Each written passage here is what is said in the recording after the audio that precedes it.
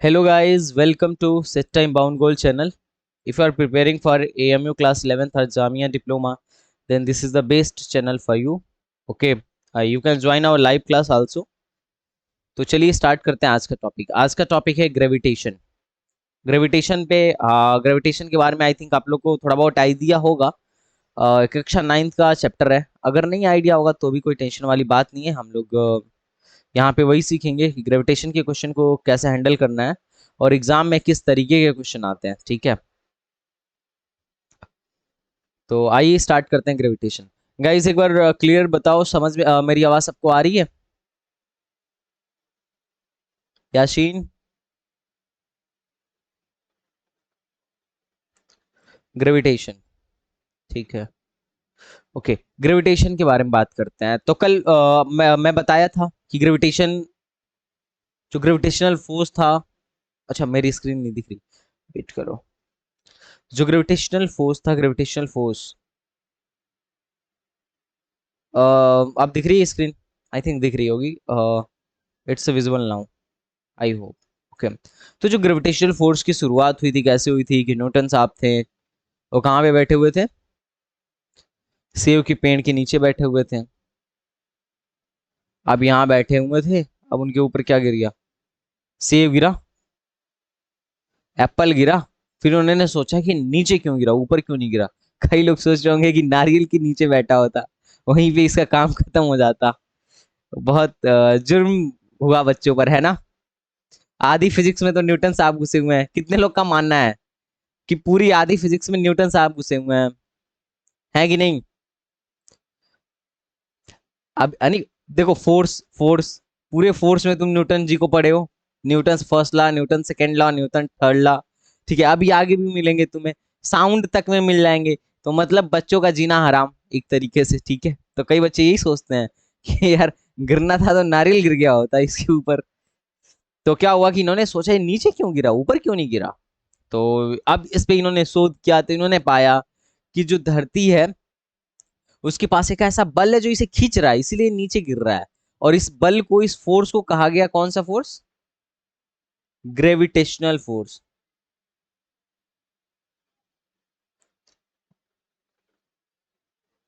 सिर्फ यही नहीं, उन्होंने और देखा कि ये सिर्फ धरती माता ही नहीं लगा सकती है।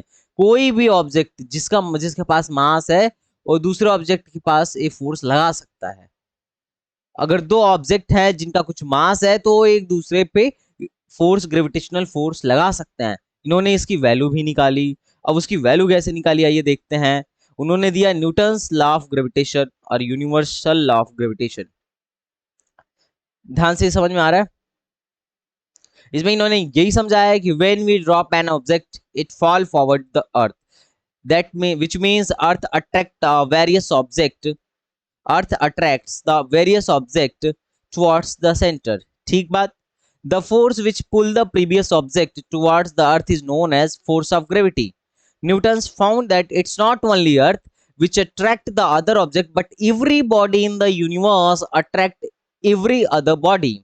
मतलब यूनिवर्स में जितनी बॉडीज हैं वो एक दूसरे को अट्रैक्ट करती हैं। ठीक है, therefore according to Newton's law of gravity the body of the body that attract to another body by this force।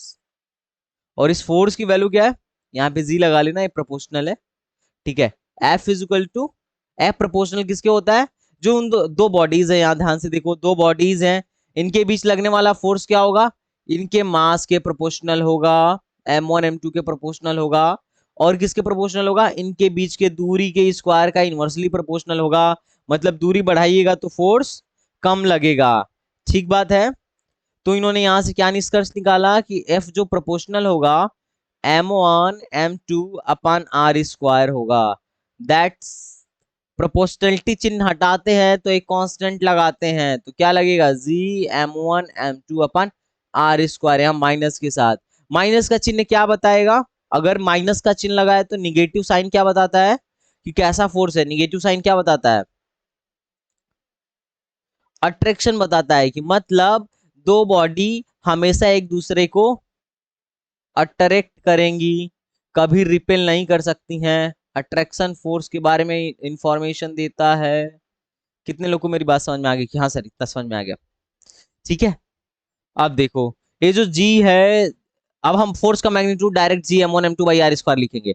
हमको पता है कि इससे माइनस लगा रहा है कि इसका मतलब अट्रैक्शन है। तो जी की जो वैल्यू होती है क्या होती है? 6.67 इंटू 10⁻⁻11। इसका यूनिट क्या होगा? तो यूनिट अगर जी का निकालना है तो सबका यूनिट इस फार्मूले में रख दो।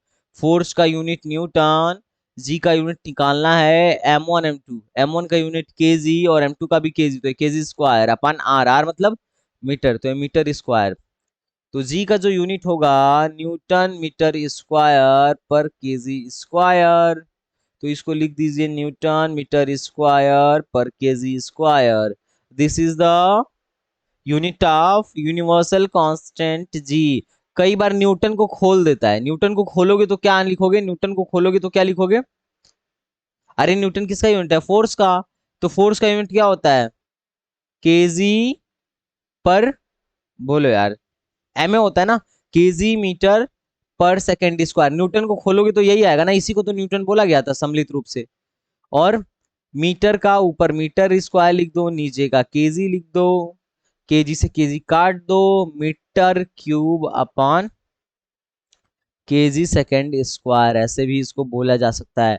तो कंफ्यूज मत हो जाना दोस्तों, ठीक है। अगर न्यूटन नहीं दिया होगा तो खोल के देख लेना कि क्या इससे मैच कर रहा है। ठीक है गाइज। अगर कभी पूछा कि बताइए यूनिट ऑफ जी, हाँ तो आइए आगे बढ़ते हैं। अब देखिए हमने क्या देखा। अब देखो ये फोर्स है ना, this is what, this is a force ना। तो फोर्स कैसी क्वांटिटी है? चूंकि ये ग्रेविटेशनल फोर्स है तो फोर्स कैसा क्वांटिटी होता है? फोर्स कैसा क्वांटिटी होता है? Vector quantity. अब वेक्टर क्वांटिटी है तो डायरेक्शन भी होना चाहिए, तो डायरेक्शन कैसा किधर होगा? तो देखो डायरेक्शन किधर होगा मैं तुम्हें दिखाता हूं। मैं इसको ऐसा करता हूं, and the direction of force is along the line joining the centre of two bodies. ये दिख रहा है जिसको मैं रंग रहा हूं? And the direction of force is along the line joining the centre of two bodies. कितने लोगों को दिख गया कि सर ये जो बात कहे हो वो हमको दिख गया? मतलब फोर्स का डायरेक्शन किधर होगा दोस्त? इन दोनों के सेंटर को ज्वाइन करने वाली लाइन के अलोंग होगा। ये इसको इधर खींचेगा, इसको इधर खींचेगा। तो फोर्स वाला बात समझ में आ गया होगा आई थिंक। फोर्स का डायरेक्शन आपको निकालना आ गया होगा कि इस फोर्स का डायरेक्शन किधर होता है। Okay guys, next topic question है आपके लिए। Calculate the force of gravitation due to, ए दिख रहा है या बड़ा कर दूं? बड़ा कर दूं क्या? क्लियर दिख रहा है? Calculate the force of gravitation due to earth on a child weighing 20 kg standing on the ground. ये अर्थ है, अपनी अर्थ गोल है या चपटी है? बताओ। अब धरती पे एक बच्चा खड़ा है, ठीक है, 20 kg का है वो। अब आपको बता देना है कि बताइए calculate the force of gravitation. अब धरती माता इसको खींच रही होंगी कि नहीं खींच रही होंगी? हाँ या ना? पक्का खींच रही होंगी। तो देखो इन दोनों के पास मास है, बच्चे के पास भी मास है और अर्थ के पास भी मास है। तो ये दोनों एक दूसरे को अट्रैक्ट कर रही होंगी। तो अट्रैक्शन फोर्स कितना होगा? जो अट्रैक्शन फोर्स होगा कौन सा फोर्स होगा? Gravitational force. तो आपको निकालना है gravitational force. Calculate the force of gravitation due to earth on a child. इसमें सब कुछ दे दिया है, मास ऑफ अर्थ दे दिया है, रेडियस ऑफ अर्थ दे दिया है और जी दे दिया है। कितने लोग कह रहे हैं कि सर हम कर सकते हैं? थोड़ा सा कैलकुलेटिव क्वेश्चन हो गया, करके दिखाओ।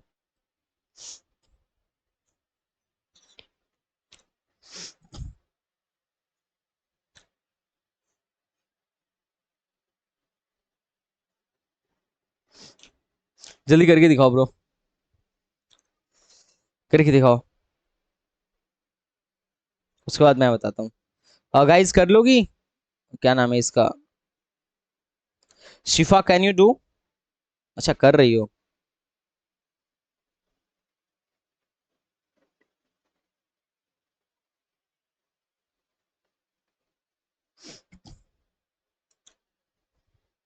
कौन कौन क्लास में है?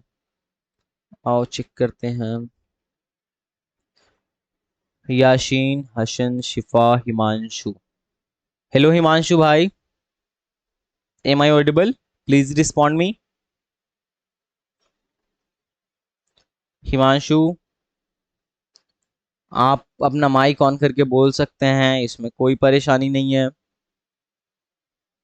चलिए भाई लोग, ग्रेविटेशनल फोर्स का फार्मूला क्या होता है? एफ बराबर, पीछे देखो पीछे, जी m1 m2 अपान आर स्क्वायर। जी m1 m2 बराबर आर स्क्वायर, तो एफ बराबर मैं क्या लिख दूं?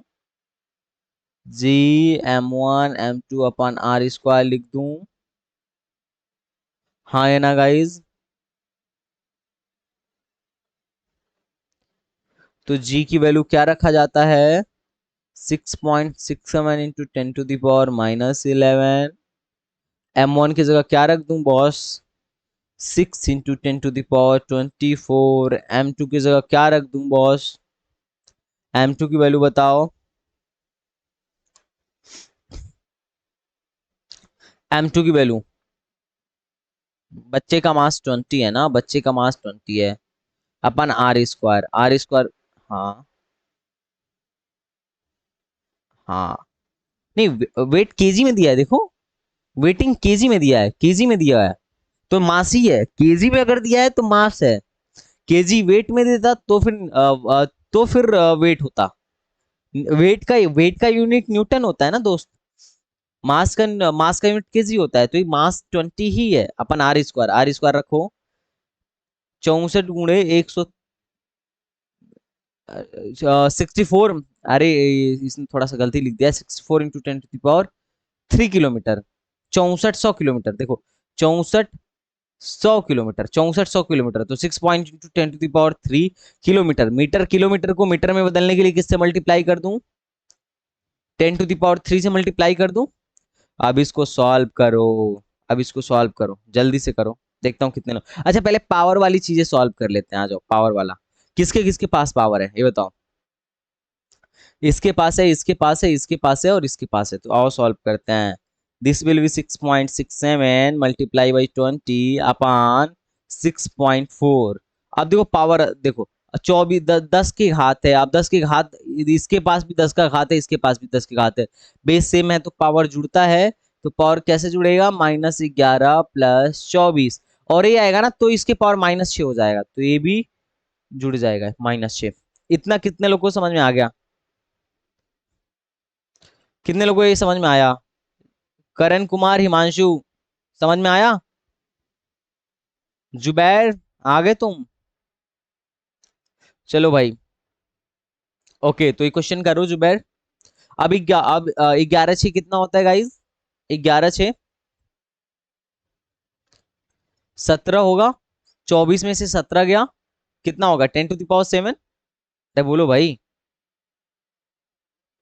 गुल हो गए क्या? ठीक है, बहुत बढ़िया। इसको सॉल्व करके मुझे जल्दी से आंसर बताओ, सॉल्व करो और आंसर बताओ। आंसर आएगा 195 के आसपास, ठीक है, 195 के आसपास, कैलकुलेट करो। अच्छा एक ट्रिक में बताऊं गाइस, ट्रिक में बताऊं, एक ट्रिक में बताऊं ऐसे क्वेश्चन को सॉल्व करने का। अच्छा तुम सोचो ध्यान से, तुम ध्यान से सोचो, अगर मेरे मेरे पास एक क्वेश्चन आता तो मैं एक चीज ध्यान से सोच सकता था कि, लेकिन ये तभी लगेगा जब जो बॉडी होगी अर्थ के सरफेस पे होगी। जो बॉडी होगी किसके आसपास होगी? अर्थ के सरफेस पे होगी। अगर बॉडी अर्थ के सरफेस पे है तो हमें पता है अर्थ के सरफेस पे जी की वैल्यू क्या होती है? 9.8। क्या होती है?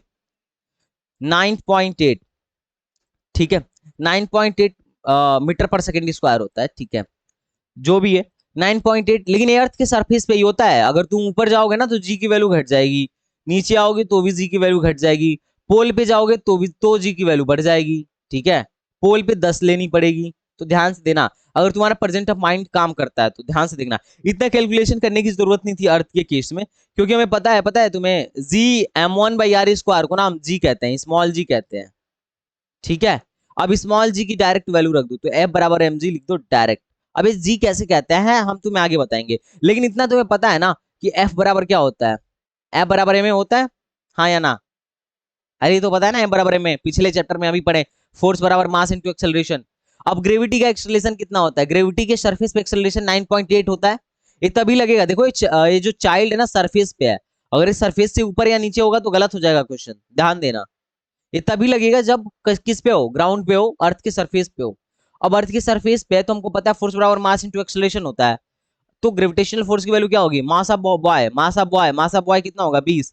और बॉय, और इसको कितने जी से खींचने की कोशिश कर रही है पृथ्वी? 9.8 से, हाँ या ना? तो मल्टीप्लाई करो, 2 8 16, दोनों 18, 2 8 16, दोनों 18 19, देखो 196 आया, जस्ट इसके अप्रॉक्स आया, हाँ या ना? कितने लोगों को समझ में आया? तो हम ऐसे भी आंसर निकाल के दे सकते हैं। कितने लोगों को बात समझ में आया कि सर एक ट्रिक भी काम कर सकता है? इतना कैलकुलेशन करना थोड़ा सा लेंदी हो सकता है हमारे लिए, एक ट्रिक भी काम कर सकता है, डायरेक्ट एफ बराबर एमजी लगा सकते हैं। कितने लोगों को बात फील हो रहा है कि हाँ सर एक ट्रिक भी काम आ सकता है? कितने लोग बताओ, कितने लोगों को समझ में आया? लेकिन लेकिन ये समझ के फील करके ट्रिक लगाना, वरना वरना तुम क्वेश्चन गलत करके आ जाओगे। अगर मान लो, अगर आर की डिस्टेंस, आर तो तुमने यहाँ पे क्या रखा है? पृथ्वी की त्रिज्या रखी है, R is the radius of earth. अगर आर ज्यादा हो जाता ना, मान लो ये बच्चा यहाँ नहीं होता, यहाँ से 200-400 किलोमीटर ऊपर होता, तो फिर आर आर ही नहीं रहता, आर ही नहीं रहता, कुछ और होता। इस केस में ध्यान से देखो, इस केस में फार्मूला अपना ऐसा था, ए बराबर G M E M upon R E का स्क्वायर, हाँ या ना? एम ई मतलब मास ऑफ अर्थ, आर ई मतलब रेडियस ऑफ अर्थ। तो इसको हम जब सॉल्व करते हैं ना, इसको जब हम सॉल्व करते हैं तो आता है 9.8। तो एफ बराबर होता है, इसकी वैल्यू रख के देखना, 9.8 आएगा 100%। तो एफ बराबर हमने क्या सुना है? एम ए सुना है। एम ए बराबर 9.8 इंटू एम, तो एक्सेलरेशन क्या आ गया? 9.8 आ गया। इसको हम कहते हैं gravity, acceleration due to gravity, हाँ या ना? ये तभी पॉसिबल है जब अर्थ सरफेस की बात हो रही हो। अगर अर्थ सरफेस की बात नहीं होगी तो ट्रिक मत लगाना, क्वेश्चन गलत करके आ जाओगे।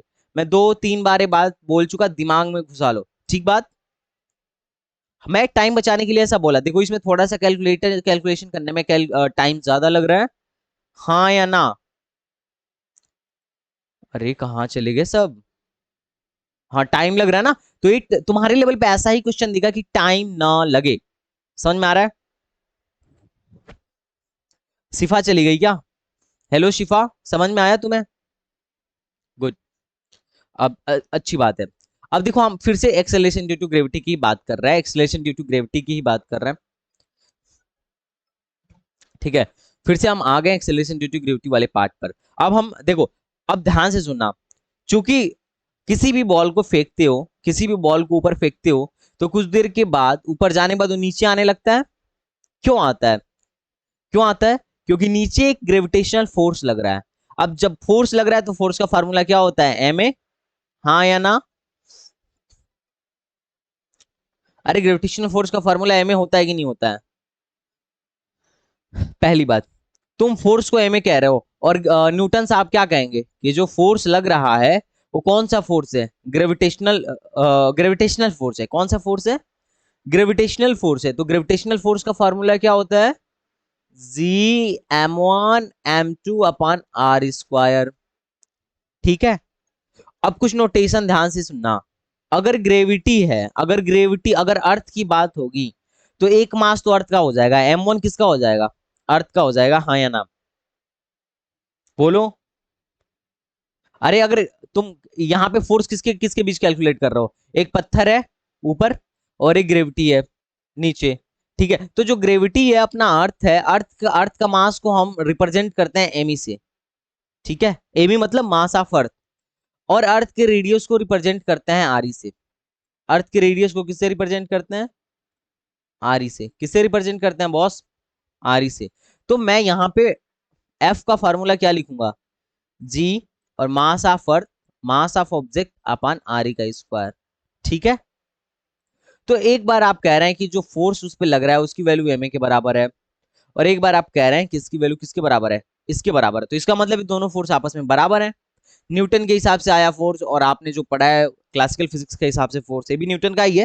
ये दोनों क्या हो गए? बराबर हो गए। तो मैं ऐसा लिख सकता हूं कि एम ए बराबर जी एम ई एम अपान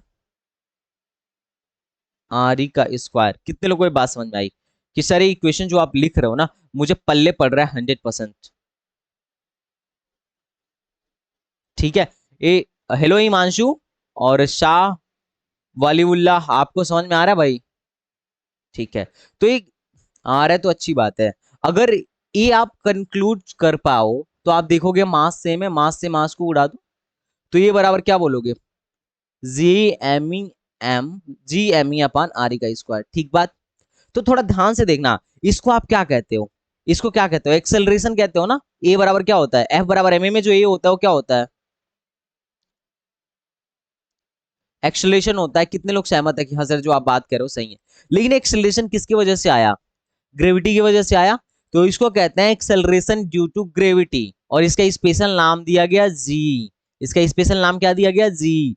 तो जी बराबर क्या फार्मूला हो गया? M E upon R square. कितने लोगों को समझ में आया? हाँ या ना? अच्छा, अब तुमसे कभी जी का यूनिट पूछेगा ना तो क्या बोलोगे? एक्सेलरेशन ही है ये। तो जी का यूनिट क्या होगा? मीटर पर सेकेंड स्क्वायर। तो जी बराबर G M E upon are square होता है। तो अब थोड़ा ध्यान से सुनना, आराम से, प्यार से सुनो।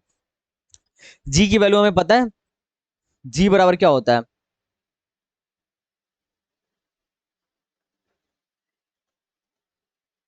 बोलो यार, कितने तुम लोग नालायक टाइप का बिहेव कर रहे हो, तुम्हें जी की वैल्यू नहीं पता है?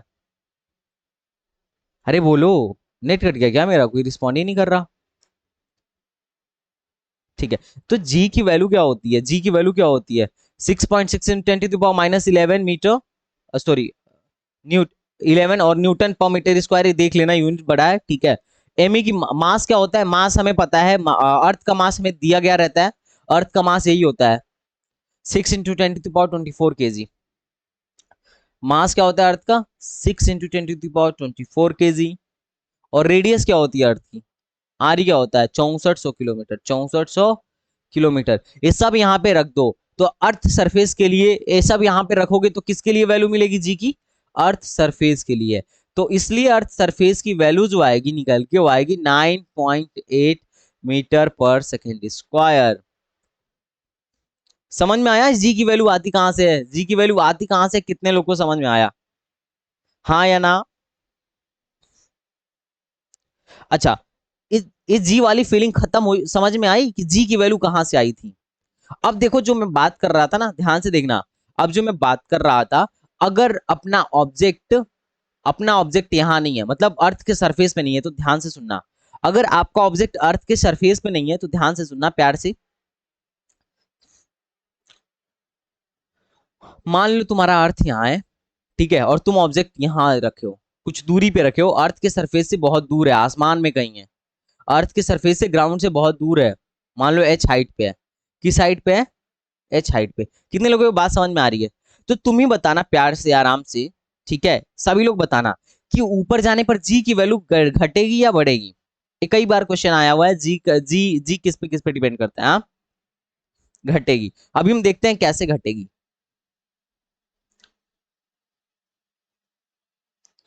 डिपेंडेंसी ऑफ जी किस पे डिपेंड करता है? पहला केस ले लूं, हाइट। हाइट पर जाने पर क्या होगा? तो हम चाहते हैं कि चलो भाई, हमको नहीं पता कि क्या होगा क्या नहीं होगा, लेकिन हमको जी का फार्मूला पता है। जी का फार्मूला क्या होता है? G M E upon R square. हाँ या ना? आर ई स्क्वायर होता है, लेकिन वो कब होता है? कब होता है? जब सरफेस पे हो, जब डिस्टेंस कितना हो। जब सरफेस पे होगा तो डिस्टेंस इन दोनों के बीच का क्या होगा? आर ही होगा। लेकिन मान लो आर हाइट पे चला गया, आर हाइट पे चला गया तो फिर आर हो जाएगा। तो अब तुम ही बताओ, तुम आर बढ़ा दिए कि नहीं? आर बढ़ा दिए कि नहीं? यहां से यहां तक तो आ रही है। अब तुम क्या किए, और उसमें एच हाइट चले गए हो तो आर बढ़ गया कि नहीं? आर बढ़ गया। आर बढ़ाए, आर बढ़ाए, डिस्टेंस बढ़ाए तो जी कम हो जाएगा। देखो, G is inversely proportional to 1/r²। लिखा है यहाँ पे, दिख रहा है? ये दोनों तो कांस्टेंट है, ये दोनों कांस्टेंट है। तो जी किस पे डिपेंड करेगा? आर पे डिपेंड करेगा। अगर आर बढ़ाइएगा तो जी क्या होगी? घटेगी। मतलब हम अगर ऊपर जाएंगे, हम ऊपर जाएंगे तो जी की वैल्यू क्या होगी गाइस? अरे बोलो दोस्त। डिक्रीज होगी। तो ध्यान से पॉइंट नोट कर लेना कि हाइट पे जाने पर G will be decrease. G will be decrease, कम हो जाएगी।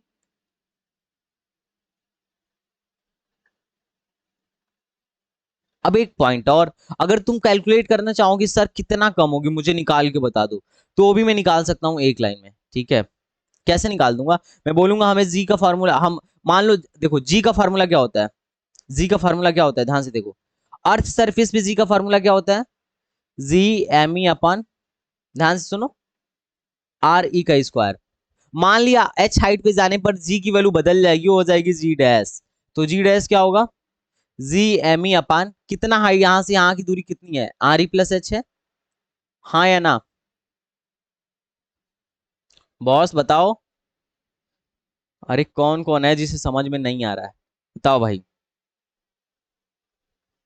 हिमांशु समझ में नहीं आ रहा है, आ रहा है, ठीक है। तो बताओ, अब मैं इन दोनों को डिवाइड कर दूं, इक्वेशन वन अपन इक्वेशन टू कर दे रहा हूं, क्योंकि मुझे जी पता है, जी की वैल्यू फिक्स है, जी की वैल्यू क्या पता है, 9.8।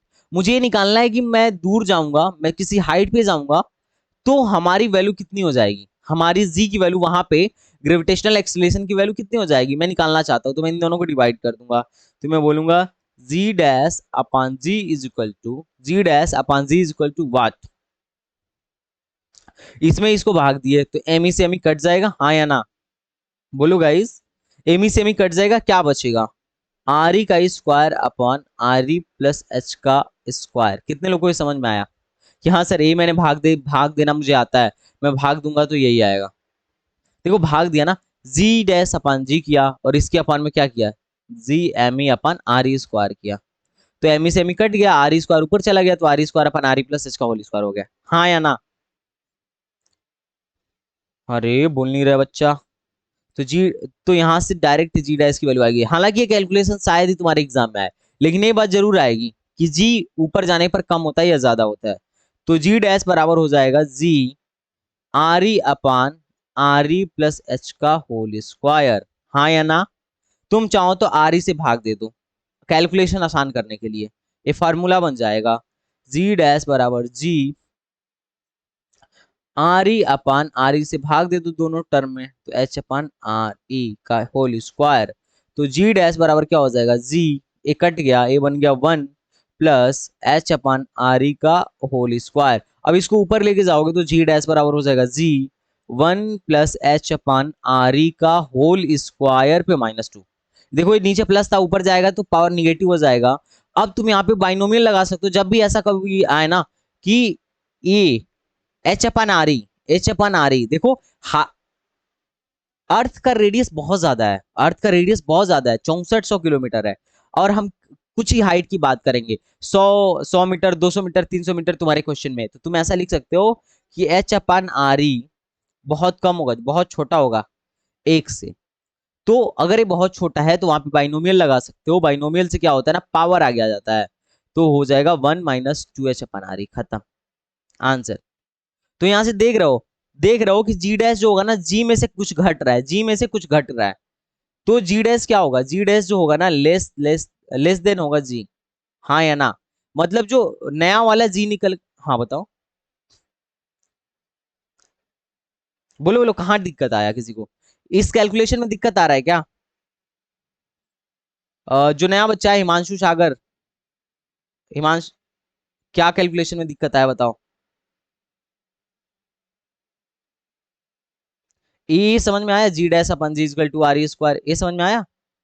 मैं आर ई से भाग दे रहा हूँ, मैं आर ई, कहाँ उल्टा हो गया, सही हुआ है, मैं आर ई से भाग दे रहा हूँ, आर ई से भाग दे रहा हूँ ऊपर और नीचे, तो ऊपर तो 1 हो जाएगा, और ईच टर्म में आर ई से भाग दूंगा तो R E upon R E plus H अपन आर ई, आर ई अपन आर ई क्या हो जाएगा 1 हो जाएगा, प्लस एच अपन आर ई का होल स्क्वायर हो जाएगा, खत्म। अब मैं क्या करूंगा, इसको ऊपर लेके जाऊंगा तो पावर निगेटिव हो जाएगी ना, देखो, अगर 1/x को ऊपर लेके जाते हो तो x के पावर -1 हो जाता है, यहाँ +1 था तो -1, तो ये -2 हो गया, ये -2 हो गया। अब ये बाइनोमियल का कॉन्सेप्ट है कि अगर ये वाली चीज छोटी है एक से, तो आप पावर का आगे मल्टीप्लाई कर देना, ये कॉन्सेप्ट तुम आगे पढ़ोगे, लेकिन ये फार्मूला बुक, अगर अच्छी बुक उठा के देखना 9th की, उसमें फार्मूला दिया हुआ है और उन्होंने ऐसे ही दिया हुआ है, तो ये याद रख लेना। और नहीं याद रखोगे तो कोई नहीं, तुम्हारे लेवल पे एएमयू वाले इतना कैलकुलेशन नहीं देंगे, और अगर देंगे तो तुम क्या कर सकते हो, इससे तुम अंदाजा लगा सकते हो कि एच हाइट ऊपर जाने पर जी की वैल्यू क्या होती है, कम होती है, और कितनी कम होती है, ध्यान से देखना, जी डैश बराबर कितनी कम होती है, जी डैश बराबर जो हो जाती है वो हो जाती है G minus G multiply by 2h upon R E. ये वाली देखो, जी का मल्टीप्लाई करोगे तो इतना ही कम होगा। समझ में आया? समझ में आ गया दोस्त? देखो जी में से कुछ घट रहा है ना भाई, तो कम होगा, ऑब्वियस सी बात है। ठीक है, तो ये कितने लोगों को कैलकुलेशन समझ में आया? कितने लोगों को कैलकुलेशन समझ में आया?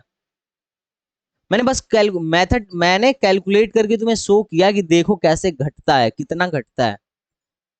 समझ में आ गया? जिसे नहीं समझ में आया बोलो। अच्छा, अब कई लोग ये सोचेंगे कि सर हम ऊपर जाने रहे हैं तो जी घट रहा है, ऊपर जा रहे हैं तो जी घट रहा है, तो अगर हम नीचे आए तो भी जी तो जी बढ़ना चाहिए क्योंकि रेडियस छोटा हो गया। देखो ध्यान से, कई लोग के दिमाग में आएगा ये पृथ्वी है, ये अपना अर्थ है, हाँ या ना। अब मैं लिखता हूं ongoing H depth in the earth.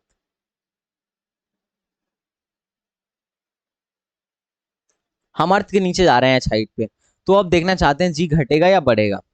तो कई लोग सोचेंगे सर हम यहाँ, ये अपनी क्या है, अर्थ है। ध्यान सुनना, यहां से यहां तक क्या है, आर ई हाइट था। अब आर ई पे यहाँ पे ग्रेविटी, यहाँ पे जी की वैल्यू क्या होती है? तुम कहोगे sir G mass of earth upon R E का स्क्वायर होता है, हाँ या ना। अब मैं कहूं कि नहीं, यहां से एच हाइट नीचे जाने पर, यहां से एच हाइट नीचे जाने पर मैं यहाँ पे आ गया, मतलब खून होन के कहीं गया, गड्ढा बना के गया। अब मैं यहाँ पे आ गया हूँ। मैं कहाँ पे आ गया हूँ?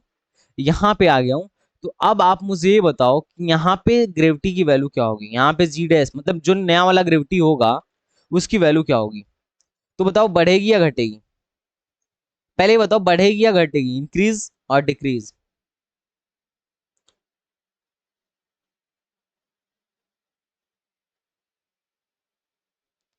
डिक्रीज होगी। कोई लॉजिक बता सकता है क्यों डिक्रीज होगी? यहाँ तो डिस्टेंस घट रहा है, यहाँ तो देखो डिस्टेंस घट रहा है।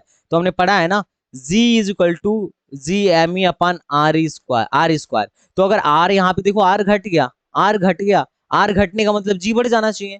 देखो अभी कह रहे थे ना कि अगर आर आर अगर अभी तुम कह रहे थे कि अगर आर बढ़ेगा तो जी क्या हो जाएगा? घट जाएगा। अभी इसमें बोले थे आर बढ़ेगा, आर बढ़ेगा तो जी घटेगा, और जब आर घटेगा तो जी बढ़ेगा। अभी ऐसी बात हुई थी। तो यहाँ तो आर घट गया ना, देखो आर ही से कम हो गया, इन दोनों के बीच की दूरी आर ही से कम हो गई, तो इसका मतलब बढ़ना चाहिए पर नहीं बढ़ रहा है। क्यों? डिक्रीज होता है, 100% ट्रू है, 100% ट्रू है। पर क्यों नहीं बढ़ रहा है बॉस बताओ? हाँ भाई, किसी के पास लॉजिक है इसका या बस रट लिए हो?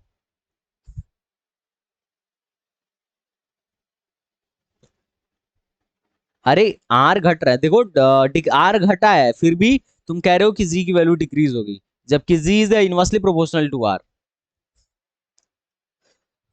बताओ कोई लॉजिक बताओ। इंक्रीज होगी, क्यों इंक्रीज होगी?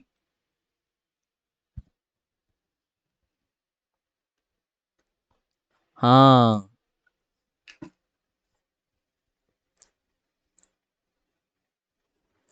जी is inversely proportional to R square.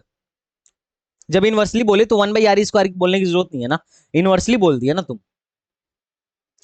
व्युत्क्रमानुपाती पहले ही बोल दिया ना तुम सागर। तो देखो, सागर ने बोला, एक अच्छा लॉजिक दिया कि जी की वैल्यू इंक्रीज होगी, पर फिर भी इंक्रीज नहीं होती है, डिक्रीज ही होती है। अब क्यों होती है इसका लॉजिक मैं बताऊं? अरे बोलो ना। तुम एच हाइट अंदर चले गए तो फिर पृथ्वी का कितना मास बचा रहा? सिर्फ इतना ही बचा रहा ना। देखो, अब ऊपर वाले मास से क्या मतलब? ऊपर वाला मास थोड़ी ना फोर्स लगा रहा है तुम्हारे ऊपर नीचे की तरफ, ऊपर वाला मास फोर्स थोड़ी ना लगा रहा है नीचे की तरफ, सिर्फ इतना मास बचा रहा।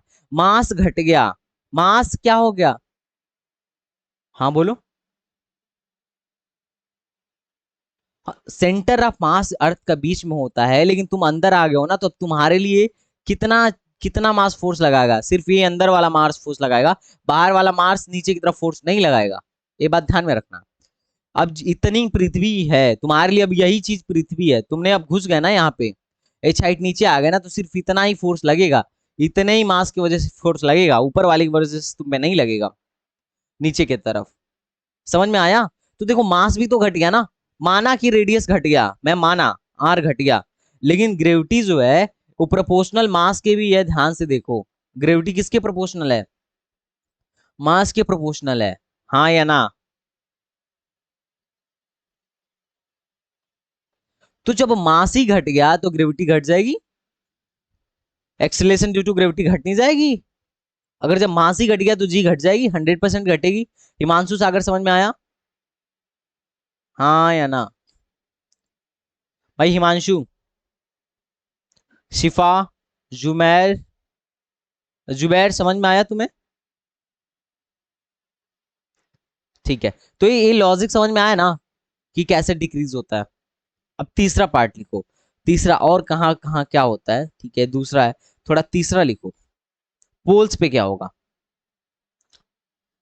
जी ऑन पोल्स। पोल्स पे ग्रेविटी क्या होती है, बढ़ती है या घटती है? दो ही ऑप्शन है, इंक्रीज करेगा, मैं यहां लिख दे रहा हूं, या फिर डिक्रीज करेगा। बोलो,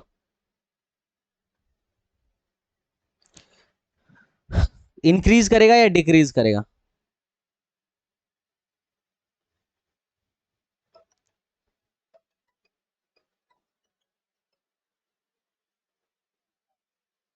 बोलो।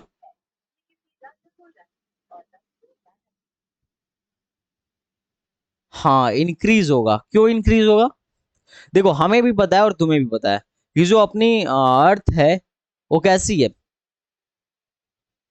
ना तो पूरी गोल है, वो कैसी है, मौसमी की जैसे है कि नहीं है? हाँ या ना? सॉरी, मौसमी देखो, मौसमी 22.5 डिग्री के एंगल पे झुकी हुई है, थोड़ी सी चपटी है लेकिन गोल है। मौसमी देखो गोल होता है लेकिन थोड़ा सा चपटा होता है, तो पोल यही होता है आई थिंक। हाँ या ना, यही पोल होता है ना? अरे पोल यही होता है ना। अब देखो पोल, अब ये चपटा है ना, तो ये वाली दूरी बढ़ गई, ये वाली इधर वाली दूरी बढ़ गई, इधर वाली दूरी घट गई, मतलब इधर वाली भी दूरी ज्यादा है, लेकिन पोल पे डिस्टेंस क्या है, कम है। अर्थ के सेंटर का पोल से डिस्टेंस क्या है, कम है। हाँ या ना? अर्थ के सेंटर का नॉर्थ पोल और साउथ पोल से डिस्टेंस कम है, और मास तो उतना ही है। देखो मास तो उतना ही है, सिंपल सी बात है, मास अर्थ का ना घटा ना बढ़ा। तो हमने फार्मूला पढ़ा है जी का, जी बराबर क्या होता है, G M E upon are square. अब देखो आर क्या हो गया, थोड़ा सा घट गया, आर क्या हो गया, घट गया। अब जब आर घटेगा तो जी क्या होगा, बढ़ जाएगा, जी क्या हो जाएगा, इंक्रीज कर जाएगा।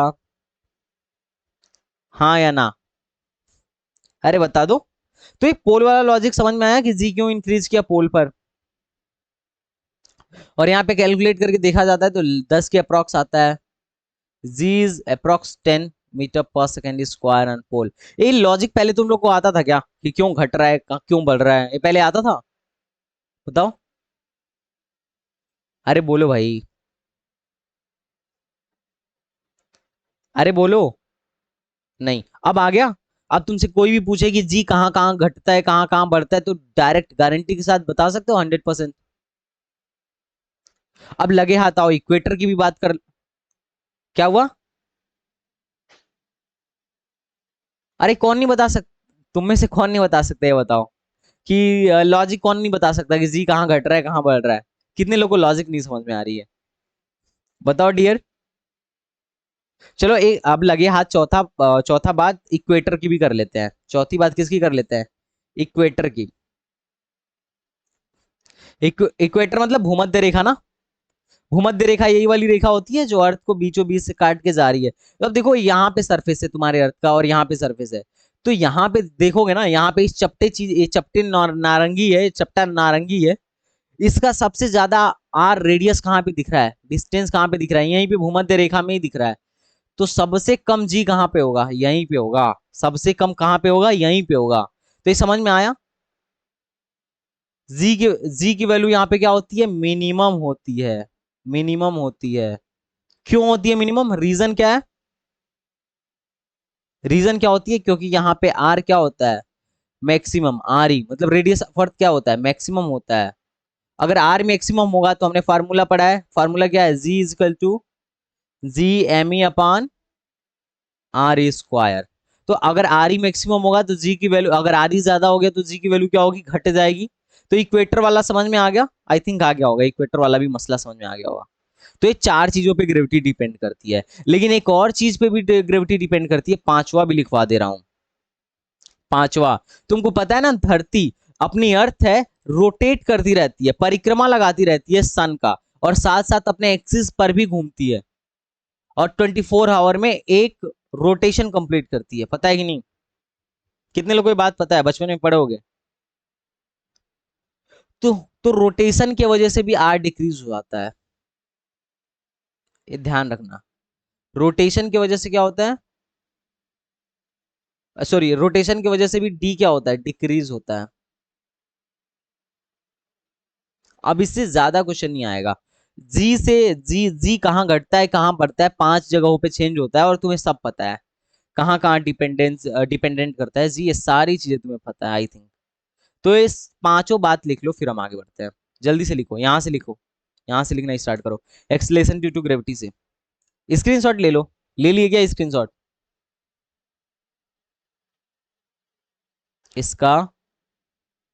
इसका, इसका, ए वाला, ए वाला, ए वाला, ए वाला। ठीक है, हो गया। अब देखो, चूंकि हमें जी की वैल्यू पता चल गई, जी क्या होता है, जी क्या होता है, ग्रेविटेशनल एक्सेलरेशन। जी का नाम क्या अभी बताया मैंने?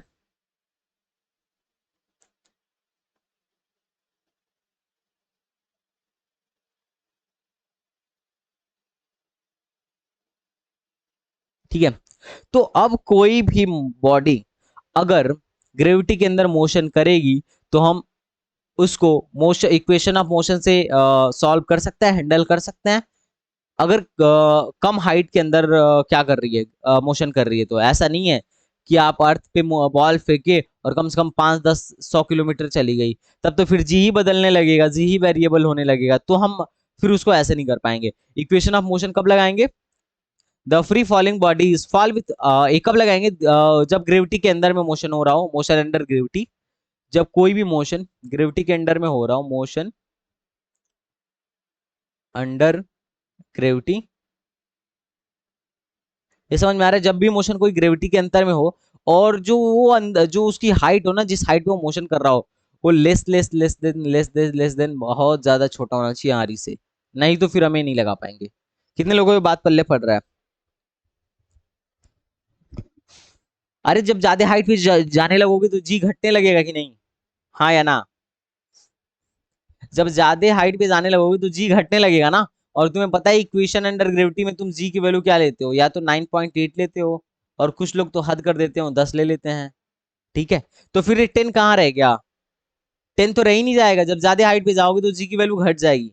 तो हम तभी लगा पाएंगे जब कम कम हाइट की बात हो, 100 मीटर, 200 मीटर ऐसे हो तो, 50 मीटर, 20 मीटर, 30 मीटर, तो हम आराम से ये वाला फार्मूला लगाएंगे। तो जब मोशन अंडर ग्रेविटी के लिए जो हमने फार्मूला पढ़ा भी था मोशन में, ये वाला पढ़ा था ना, कि जब भी फ्री फॉल होगा, जब भी ऊपर से नीचे कोई बॉडी गिरेगी, जब भी कि कोई बॉडी ऊपर से नीचे गिरेगी गिरेगी फ्री फॉल में, तो हमें वाला फॉर्मूला लगाएंगे, जहां पे वी क्या होता है, फाइनल वेलोसिटी।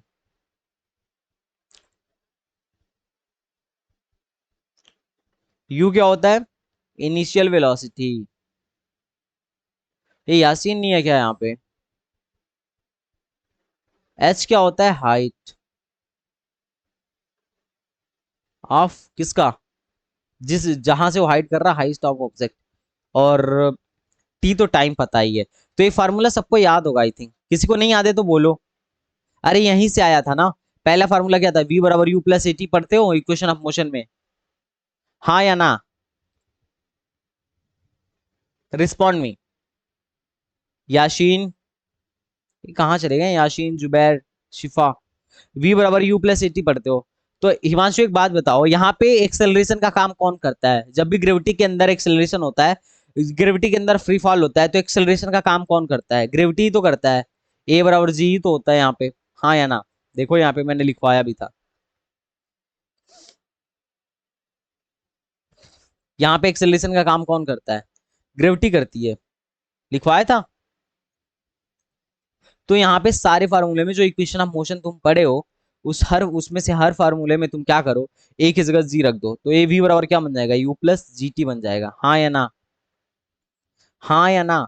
उसी तरीके से तुम एच एस बराबर क्या पढ़ते हो, U T plus half A T square पढ़ते हो। तो यहाँ पे एक्सेलरेशन का काम कौन कर रहा है, ग्रेविटी कर रही है, तो एक्स एस बराबर क्या लिख दो, U T plus half G T square लिख दो। जिसका मोशन क्लियर नहीं हो ना, यूट्यूब पे मेरा 2 मोशन का वीडियो पड़ा है, सीख सकते हो अच्छे से। और v बराबर v स्क्वायर बराबर होता है U square minus two S. तो ए की जगह फिर से ये रख दो, V square plus two S. ये तो कब की बात थी, जब कोई ऑब्जेक्ट गिर रहा हो। ये कब की बात है, जब कोई ऑब्जेक्ट क्या हो रहा हो, गिर रहा हो, फ्री फॉल कर रहा हो, मतलब ऊपर से नीचे आ रहा हो। लेकिन सेम अगर थोड़ा सा इसका उल्टा हो जाए ना, कि अगर आप किसी बॉडी को नीचे से ऊपर प्रोजेक्ट कर रहे हो, फेंक रहे हो, तब कैसा फार्मूला रहेगा, तब जी की जो एक्सेलरेशन होगा ना वो माइनस जी हो जाएगा। देखो क्यों हो जाएगा, क्योंकि बॉडी तो ऊपर जा रहा है, बॉडी का वेलोसिटी किधर है, ऊपर है, लेकिन एक्सेलरेशन किधर लग रहा है, नीचे लग रहा है। हाँ या ना। तो जब भी ऐसा होता है कि वेलोसिटी और एक्सेलरेशन अपोजिट डायरेक्शन में हो जाते हैं, तो हम फार्मूला क्या लगाते हैं, ए बराबर माइनस, ए बराबर यहाँ पे माइनस जी है, एक्सेलरेशन निगेटिव हो गया, रिटार्डेशन हो रहा है, तभी तो जाके ऑब्जेक्ट कुछ हाइट पे जाके रुक जाता है। हाँ या ना, क्योंकि एक्सेलरेशन उसका नीचे की तरफ लग रहा है। तो हम वहां पे फार्मूला लगाते हैं, वी बराबर U minus G T, S को एच बोलते हैं, यहाँ पे हाइट बोलते हैं, U T minus half G T square, V square बराबर U square minus two G H. ये 3 फार्मूला है। ये कब के लिए, जब बॉडी ऊपर जा रही हो, जब बॉडी ऊपर जा रही हो।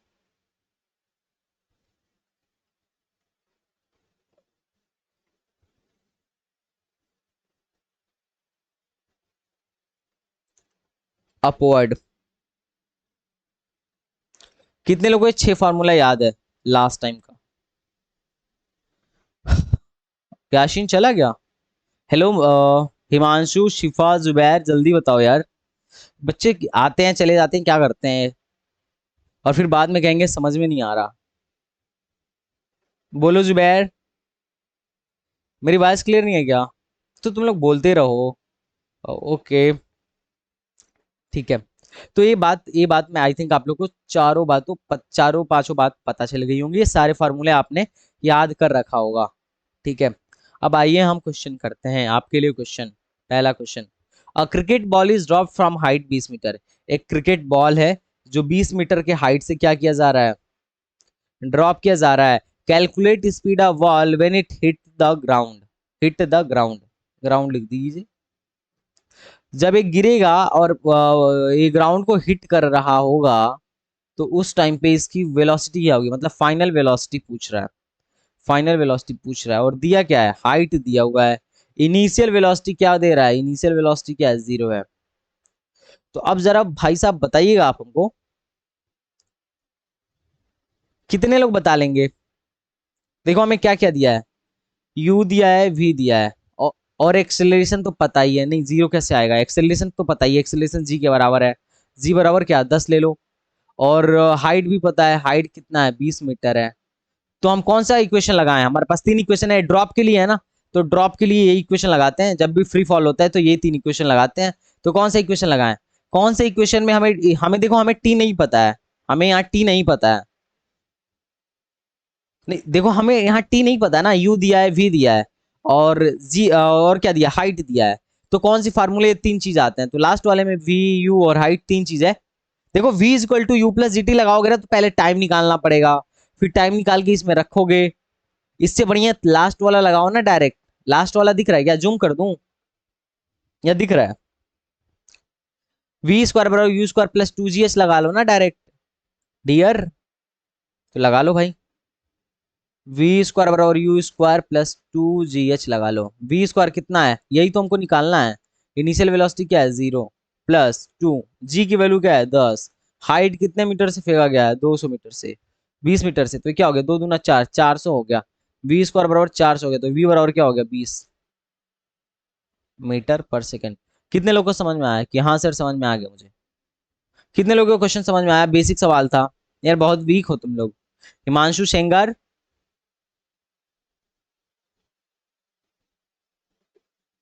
अरे तुम लोग तो हमसे पढ़े हो, जुबैर अली, मोहम्मद अर्श, फिर क्यों नहीं लगा रहे हो, तुमने मोशन का एक क्वेश्चन नहीं किया क्या, डीपीपी किया था, फिर भी ऐसा। चलो अगला क्वेश्चन,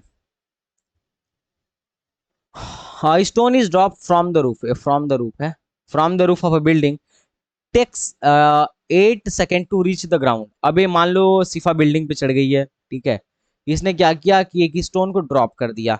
अब जब ड्रॉप करते हैं तो उस टाइम वेलोसिटी क्या होती है, जीरो होती है, याद है ना, मैंने मोशन में बताया भी था कि जब भी ड्रॉप करते हैं तो उस टाइम वेलोसिटी क्या होती है, जीरो होती है। ड्रॉप करना मतलब तुम्हें ले जाके आराम से छोड़ रहे हो, तो उस टाइम पे हाथ की वेलोसिटी जीरो है तो पत्थर की भी वेलोसिटी जीरो होगी। Find the height of building. अब जब तुमने इसको छोड़ा तो 8 सेकंड लगे इसको यहाँ तक आने में, टी बराबर कितना लगा, 8 सेकंड लगा, एक ग्राउंड पे आ गया। अब तुमसे पूछा गया है कि क्या बताइए, हाइट बताइए। तो कौन सा फार्मूला है जिसमें तुम्हें, तुम्हारे कौन से फार्मूले में एच भी आता है और टी भी आता है, तो ये कौन सा फार्मूला है, टाइम और हाइट सेकंड वाले में ही आता है, तो हम एक लाइन में इसको कर लेंगे। क्यों, क्योंकि हाइट पता है, इनिशियल वेलोसिटी तो जीरो है ही, टाइम भी पता है और जी तो हमें पता ही है। तो करके बताओ जल्दी से,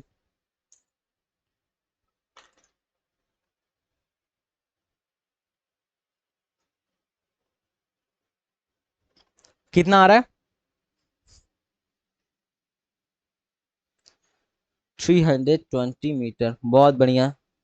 कैसे करेंगे, एच बराबर क्या लिखोगे, U T plus half G T square, इसको जीरो, इसको जीरो कर दो, हाफ जी की जगह 10 कर दो, और टी की जगह क्या कर दो, 8 × 8, ये क्या हो गया, 2 × 4 = 8, 4 × 8 = 32, 320 मीटर।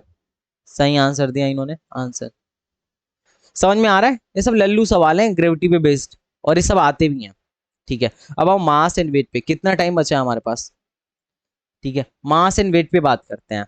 ठीक है, मास क्या होता है और वेट क्या होता है, कई बार लोग ना मास और वेट को लेके कंफ्यूज हो जाते हैं। ठीक है, तो ध्यान से देखना, ये दिख रहा है या मैं जूम कर दूं, लो जूम कर देता हूं, अब दिख रहा होगा, देखो, द मास ऑफ बॉडी, ध्यान से सुनो, जो मास होता है इंसान का, the mass of body is quantity of matter contained in it.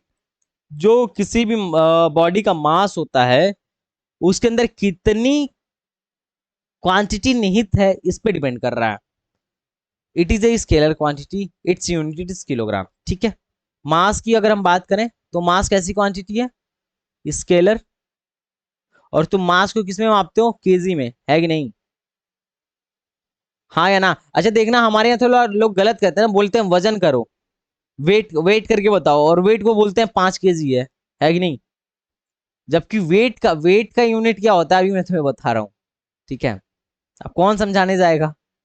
ठीक है, the mass of body is constant, the mass of body is constant, it does not change from place to place, it can not be zero. किसी भी body का mass zero नहीं हो सकता है। ठीक है, और ये जगह बदलने पर मास चेंज नहीं होता है। तुम सोचो 5 किलो आलू घर से लेके आए, ठीक है, बाजार से लेके आए, घर आके मापोगे तो 5 किलो से कम या ज्यादा हो जाएगा क्या,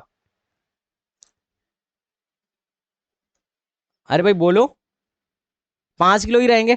तुम मुंबई से आलू मंगवाए हो, अपने घर नापोगे, अगर 1 कुंटल आलू मंगवाए तो घर पे भी आएगा तो 1 कुंटल ही रहेगा, है कि नहीं। ऐसा थोड़ी ना होगा कि वो चेंज होने वाला है। ठीक है, लेकिन अगर मैं वेट की बात करूं, on other hand the weight of a body is the force which is attracted towards the centre of earth. जो वेट होता है ना, किसी भी बॉडी का वेट होता है, अब हम वो वेट जो होता है, ध्यान से देखना, वो एक फोर्स होता है जिस फोर्स से ग्रेविटी किसी भी ऑब्जेक्ट को अपने तरफ क्या कर रही है, अट्रैक्ट कर रही है। तो अगर आप अर्थ के सरफेस पे हैं तो आप पे ग्रेविटी कितना फोर्स लगाएगी, mg फोर्स लगाएगी, हाँ या ना। तो इसको हम कहेंगे वेट, वेट बराबर क्या होगा, mg। अब देखो वेट किस पे डिपेंड कर रहा है, वेट किस पे डिपेंड कर रहा है, वेट किस पे डिपेंड कर रहा है, जी पर, हाँ या ना। वेट किस पे डिपेंड कर रहा है, जी पर। अगर देखो, अगर जी जहां ज्यादा होगा वहां वेट ज्यादा होगा। देखो, वेट प्रोपोर्शनल टू जी है, मास तो फिक्स है ना किसी बॉडी का। अब किसी बॉडी को यहाँ पे मापोगे तो कुछ और वैल्यू आएगी, और पोल पे मापोगे तो कुछ और वैल्यू आएगी। क्यों, क्योंकि पोल पे जी क्या हो गया, बढ़ गया। यहाँ पे मापो, यहाँ पे वजन करोगे, यहाँ पे वेट करोगे तो कुछ और वैल्यू आएगी, और कुछ किसी एच हाइट पे ले जाके वेट करोगे तो कोई और वैल्यू आएगी। क्यों, क्योंकि वहां पे जी घट गया। तो ये बात समझ में आ रहा है, वेट और मास में फर्क। अब जो वेट होता है ये क्या है, स्केलर क्वांटिटी है, वेक्टर क्वांटिटी है? वेक्टर क्वांटिटी है, हाँ या ना? बोलो। क्यों वेक्टर क्वांटिटी है? क्योंकि वेट तो एक तरीके का फोर्स है। वेट क्या है? Weight is a type of force जो ग्रेविटी के द्वारा किसी ऑब्जेक्ट पे लगाया गया फोर्स है, हाँ या ना? हाँ, बता नहीं रहे हैं सब बच्चे। अच्छा, this is a vector quantity. और दूसरी बात, इसका यूनिट क्या होगा? वेट का यूनिट क्या होगा? न्यूटन होगा। I think you are comfortable with this. Weight का यूनिट क्या होगा गाइस? न्यूटन होगा, हाँ या ना? बहुत। तो आज के बाद से वजन कराने को क्या बोलोगे? तुम्हें समझ में आया है? तुम वजन कराते हो और केजी में वजन करा के लेके आते हो, तुम्हें कुछ मसला समझ में आता है कि क्या है? जबकि वजन तो न्यूटन में होता है। वजन मतलब तो एक फोर्स, और मास मास होता है ना, मास केजी में होता है। लेकिन तुम वजन करवाने जाते हो और वो करके आते हो। एक मिनट रुक जाना। एक मिनट, क्वेश्चन करो नेक्स्ट वाला। मैं तुम्हें क्वेश्चन दिखा रहा हूँ थोड़ा। Hello guys. ठीक है, इस सवाल दिख रहा है आपको? ये सवाल दिख रहा है? एक्चुअली कॉल आ गया था, थोड़ा इंपॉर्टेंट था, वाईफाई लगवा रहा हूँ ना, तो इसी की वजह से। ठीक है। ये कितने लोगों को दिख रहा है? एग्जाम्पल, ये क्वेश्चन दिख रहा है? ये समझ में आ गया ना? वेट और मास में कभी भी वेट निकालना होगा तो कौन सा फार्मूला लगाओगे? एमजी फार्मूला लगाओगे वेट निकालने के लिए। अब जहां पे बोलेगा उस हिसाब से जी की वैल्यू रख दोगे। अगर अर्थ के सरफेस पे जी बोल रहा है तो 9.8 रखेंगे, पोल पे बोलेगा तो 10 रखेंगे, है कि नहीं? किसी हाइट पे बोलेगा तो उस हाइट पे जो जी की वैल्यू आएगी वहां रख देंगे। चांद पे बोलेगा तो चांद पे जो जी की वैल्यू होगी उसे वहां रख देंगे। एक क्वेश्चन पढ़ो। A man weight 1200 newton on the earth. एक मैन का वेट क्या? अब देखो, जी के वैल्यू के साथ साथ वेट घटता बढ़ता रहता है, ठीक है? जी घटेगा, वेट घटेगा, जी बढ़ेगा, वेट बढ़ेगा। Clear? A man weight 1200 newton on the earth. एक मैन है, एक आदमी है जिसका वेट है 1200 न्यूटन। किस पे? अर्थ पर। तो डब्ल्यू लिख दे रहा हूं। व्हाट इज हिज मास? उसका मास क्या होगा? तो खत्म बात। वेट का फॉर्मूला अर्थ पे तुमने क्या पढ़ा है? एम जी पढ़ा है, बराबर 1200 न्यूटन। एम क्या है? निकालना है। जी की वैल्यू क्या होती है? मैं 10 रख लूं अप्रोक्स। इसने बोला है कि टेक टेक जी बराबर 10, तो मैंने जी 10 ले लिया। तो कितने किलो का आदमी है? 120 किलो का आदमी है। उस आदमी का मास कितना है? 120 किलो। अब देखो, if he were took the moon, अगर तुम उसको मून पे लेके जाओगे, तो मून पे लेके जाओगे तो मास बदल जाएगा क्या? मास बदल जाएगा। देखो, सिफा सिफा फंस गई, कह रही है कि 1/6 हो जाएगा। अरे पागल, ये पहले मैं बोला हूं कि मास क्या होता है। मास डज नॉट चेंज। क्वेश्चन में फंसना मत, क्वेश्चन उलझाने की कोशिश करेगा। मास कभी चेंज नहीं होता है। The body of mass is constant. अभी मैं बोला हूं कि 5 किलो आलू मार्केट से लेके आई, और 5 किलो आके घर पे तोलोगी तो 5 किलो ज्यादा हो जाएगा क्या?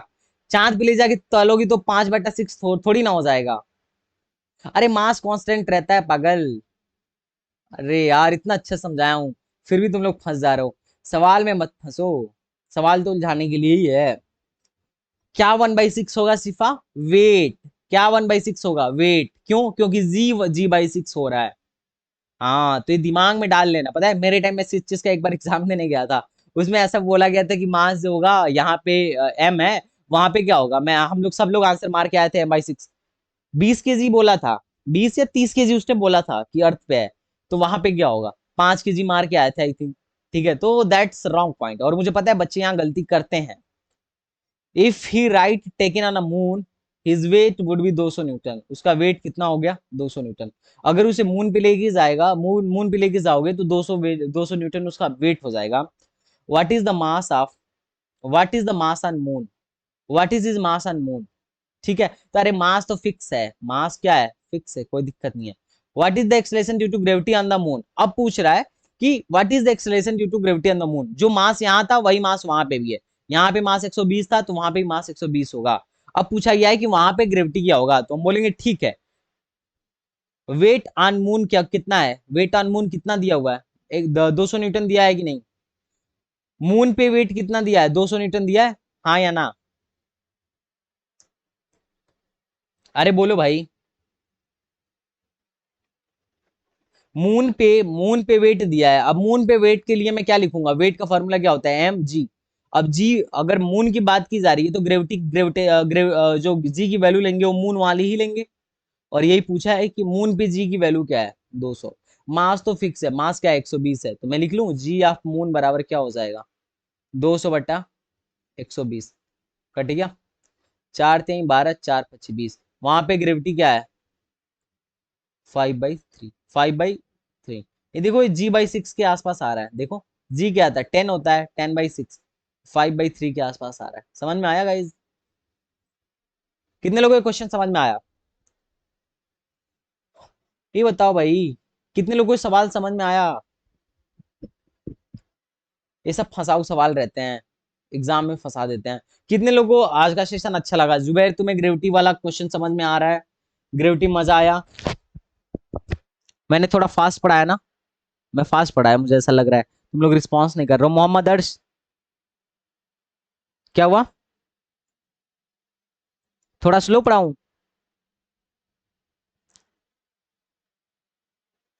अच्छा, अब मोहम्मद अर्श बताओ भाई, कैसा लगा तुमको क्लास? ठीक था? ग्रेविटी का कॉन्सेप्ट क्लियर हुआ? पहले से ज्यादा समझ में आया कि ग्रेविटी में क्या क्या चीजें हैं? मिसकंसेप्शन दूर हुए?